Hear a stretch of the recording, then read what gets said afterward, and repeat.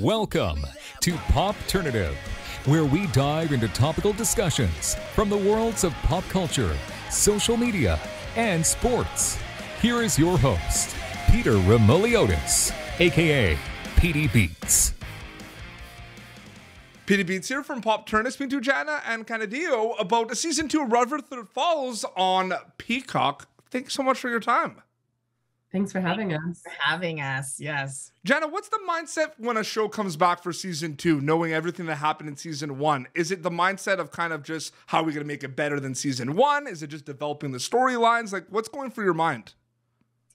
What was going through our mind in season 2 was just to give more to each character, Yeah, exactly. to dive into each world. But of course, there is a little like smiling devil emoji a little bit when we're trying to F it up a little bit and really, have our fun and get to play. Yeah, no, absolutely. Dio, it's interesting because you've worked on a lot of different projects of different genres, but I've talked to you in the past about this, you do enjoy comedy and everything. Is there something specifically you enjoy about comedy or specifically with this show, with Rutherford Falls? Like, what do you like about that type of comedy and everything, like the workplace comedy a little bit?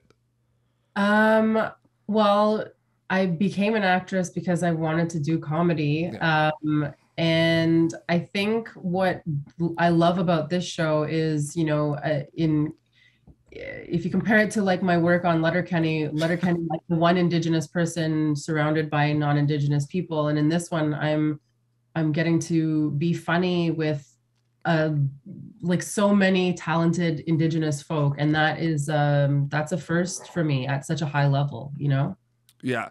John, to add to that a little bit, is that kind of in terms of when you did press for like season 1 and everything, like a lot of people, the representation is huge. Was that obviously kind of the one main kind of takeaway and everything when people ask you that, what you hope, like you hope they enjoy the show and everything, but the representation is like top of the list, right? It is. It tends to be because, it's one of the first. It is the first sort of native sitcom.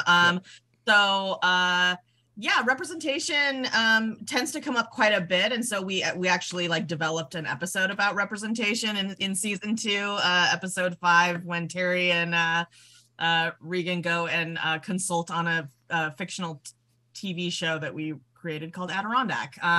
Sort of like the trappings of representation and how it gets construed for Native people when our stories are told by white people. Absolutely. For this out to both of you, I mean, the episodes are out for season 2. I mean, do you see this as do you want people to just binge it, or do you want people to kind of enjoy it and go like a couple episodes every way? Like, have you ever thought about that at all? I feel like it should be consumed like you've been like, how I watch shows that I really like is I binge it real hardcore, and then I go back and then I enjoy like each episode, and then I watch it over and over and over again.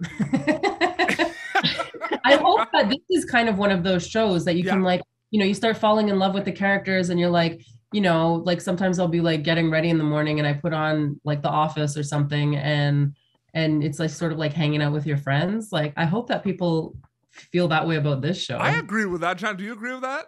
Yeah, I think that what I've heard from viewers is that they do binge it because on Peacock, it drops all at once, so they don't really have a choice, and it's only a 4-hour binge because it's 8 episodes. So I hear people are like, "Oh my gosh, I'm gonna binge it today," and then like 4 hours later, they're like, "What the heck? That was so short." I do think though and Dia, I don't know if you agree with me on this. I do think there's a place for both of them. I do think there's a place for the week to week shows and like the all drop at once shows. I do enjoy both. I do. I do too. I do. I agree. Yeah. Is there anything to you about this character specifically that you really enjoy, or like what can you tell about the preparation of this character? I mean, the villain label and everything. Like, what can you tell us about this character? I think she's sort of like, I'm not going to say she is a Tanis because she's not a Tanis. She's almost like the dressed like mom version of Tanis in a way. She's not as street as Tanis, but she's definitely a badass bitch. I was thinking about that though. I'm like, should I ask Badass, about the glamorous bitch. It's fine. I was thinking about that. I'm like, should I ask if like she thinks there's like tennis comparisons? Like, I think the common denominator between those two characters is me. So I hope that. but Jana, I do want to ask a question. I'm sure you're asked all the time, but I do have to ask it because I'm just a big fan of his work and everything. What's it like working with Ed Helms on this show specifically?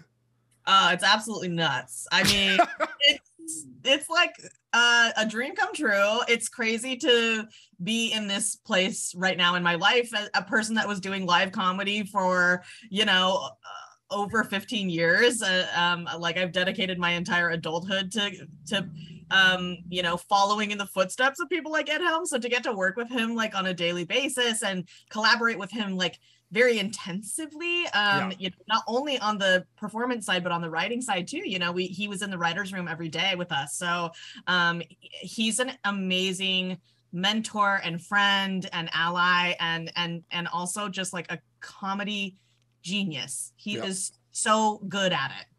He is. No, absolutely. And no, it's there's a lot, especially this season, there's a lot of scenes that are just kind of like, I agree. I think Ed is like really hitting in season 2. Yes, okay. I'm not the only one because like I feel bad because I don't want to say like his season 1 stuff isn't good because it is, but there's something about it in season 2. Well, his character really takes some hits in season 1, and I think and we purposefully made that happen so that he could sort of have this ebb and flow as sort of our white our white friend, our non-native. We needed this to be able to sort of explain the story and create the world. But I think season 1, he's sort of central, and we wrote him in season 2 as you can see in season 2 that he's trying to decenter himself. And so we actually did that in the storytelling of Nathan Rutherford, that he is also decentered in the season, and he has so many more opportunities to just be Ed Helms sort of in that role. And it's just so fun to watch. I can't even imagine what the conversations are in the writing room with like the producers, the writers, with things like that. Like Dio, you were a consultant producer on Shorzy. Like, can you like those conversations, right? Like, there's so many. Like, it's like, okay, it's coming back for season 2. It's like, what do we do? You know what I mean? Like, was that interesting for you? Like working as a consultant producer and everything, seeing that side of things a little bit as well. Yeah, it was definitely different muscles that I got to flex, behind the camera, not really worrying about my performance in front of the camera, and kind of getting to use all of the knowledge that I've gained over the last 20 years as an actress to sort of, like I said, flex these other muscles, basically. Yeah, no, absolutely. Very quickly, John, before we wrap up, specifically for season 2, what are you hoping they get out of it specifically when they watch Rutherford Falls for season 2 specifically, takeaway wise, the audience? I hope that viewers get to, like laugh even harder than they did in season 1. There are so many more like fun adventures in season 2 and sort of bottle episodes, as we call them, like episodes that have very little to do with sort of the main story arc of the character, but we get to dive deeper in the world. We have a Halloween episode, we have a television a show within a show this season, we have a political campaign. There's just so much going on, and so I really hope that people like we said earlier, they binge and then re-binge several more times. Absolutely. Yeah, Dio said it straight. Absolutely. That's what you got to do. All episodes for season 2 streaming now on Peacock. Thank you both for your time. It was so great chatting with you. Thank you. Nice to see you again. Yeah, nice to see you. This has been Pop Turn, youtube.com/PopTurn for previous episodes. Until next time, it's Jana and Kaniehtiio talking about season 2 of Rutherford Falls on Peacock, and PD Beats signing off. Thank you for tuning in to Popternative. Make sure to check out our past episodes of Popternative on YouTube. Be sure to like Popternative on Facebook and follow us on Twitter. This has been an Autograph Communications production.